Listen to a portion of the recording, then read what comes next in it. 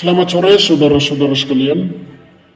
Saat ini saya akan mengajukan 17 pertanyaan dan saya sangat mengharapkan saudara-saudara muslim bisa mengambil waktu untuk menjawab pertanyaan-pertanyaan ini.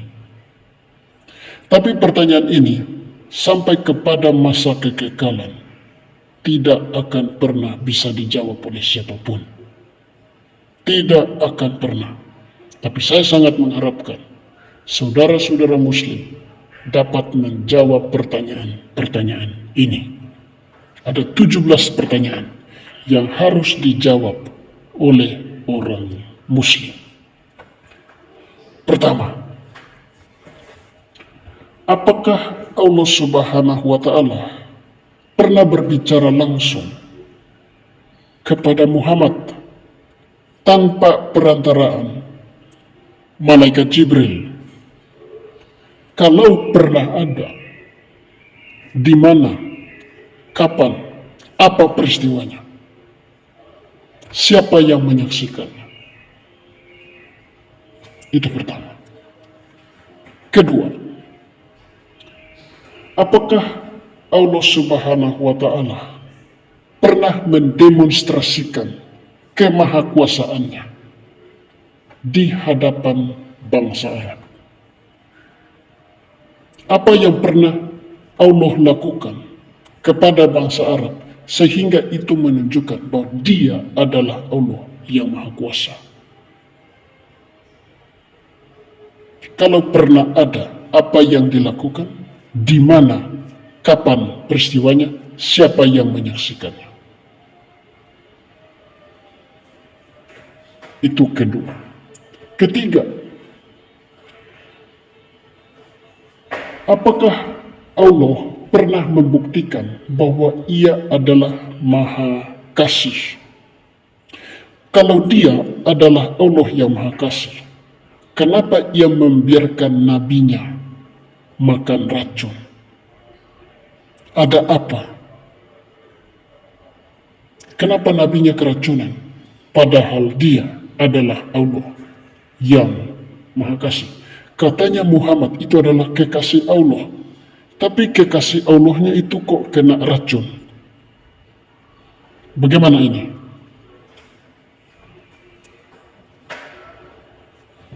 Pertanyaan keempat, kenapa Allah Subhanahu wa Ta'ala disebut penipu terbaik?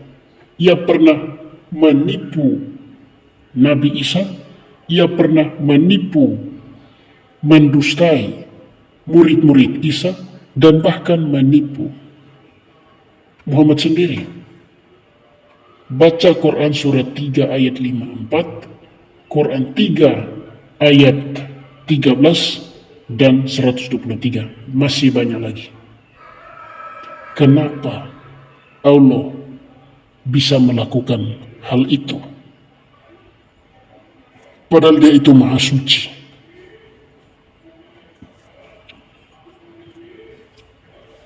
Lima, siapakah Jibril itu? Saya tahu kalian akan bilang dia itu Roh Kudus.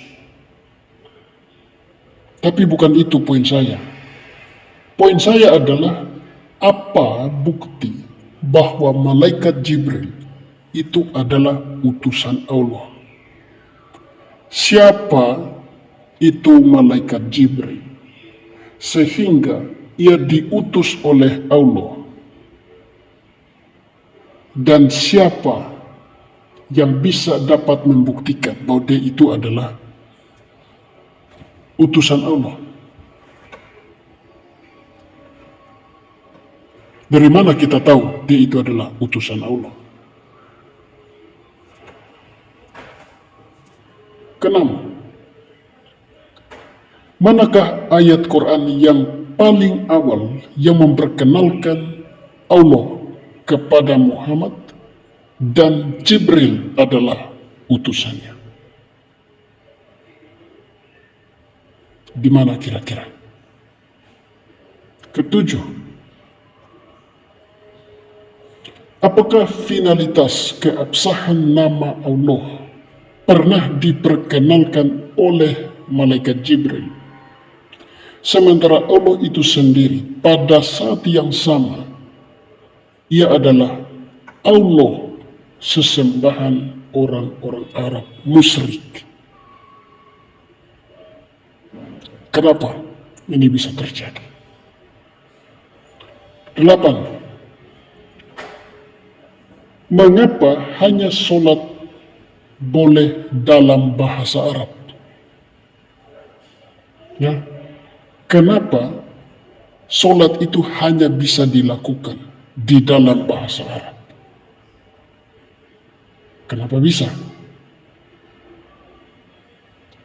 Padahal kalau kita lihat, katanya si Allah pernah berbicara dengan Musa, dan tentunya dia harus berbicara dalam bahasa Ibrani, karena Musa itu berbicara dalam bahasa Ibrani. Kenapa kalau Allah itu bisa berbahasa Ibrani karena berbicara dengan nabi-nabi sebelumnya dalam bahasa Ibrani, kenapa sholatnya tiba-tiba harus di dalam bahasa Arab? Kenapa bisa begitu?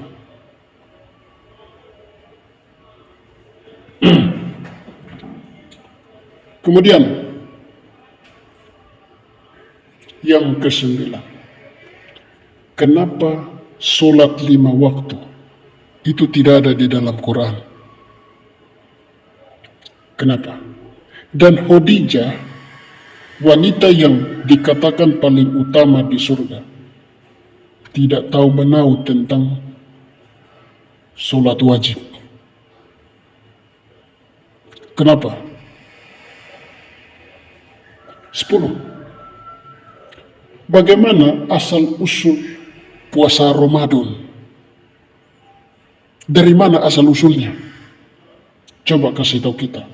Dari mana asal-usul puasa Ramadan? 11.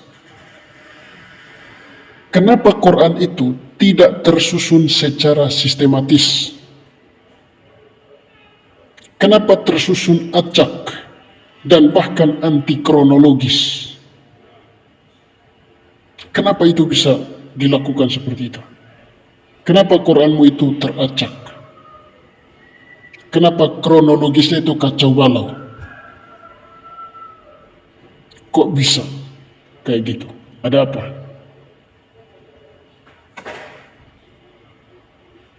(12) Di manakah turun wahyu pertama? Kapan dan bagaimana wahyu itu turun? Di mana turunnya wahyu pertama?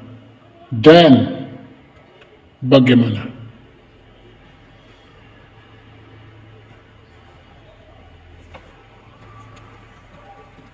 Kemudian 13. Mana ayat Quran yang terakhir dalam Quran? Yang diturunkan terakhir ayat mana?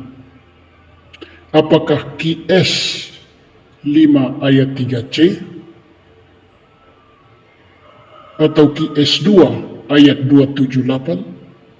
Ayat 281? Ayat 282? Atau mana? Mana ayat yang terakhir diturunkan? 14. Kapan turunnya surah Al-Fatihah? Kapan turunnya Quran surat Al-Fatihah? Apakah diturunkan sebelum atau sesudah surat apa? Ya. Surat Al-Fatihah itu diturunkan kepada Muhammad sebelum surat apa dan sesudah surat apa? Apakah sama seperti yang tersusun rapi di surga? 15. Siapa yang mengangkat Nabi Muhammad menjadi Rasul? Dan di mana pengangkatannya terjadi? Siapa yang mengangkat Muhammad menjadi Rasulullah. 16. Siapa nabi yang lebih besar menurut Quran? Isa atau Muhammad? 17 dan terakhir. Apakah Muhammad dan Muslims dapat dipastikan selamat? Lalu di mana Muhammad sekarang?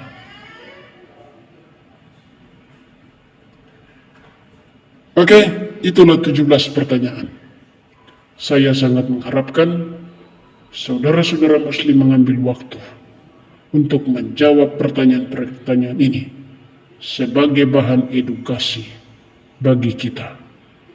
Terima kasih. Selamat sore. Assalamualaikum warahmatullahi wabarakatuh.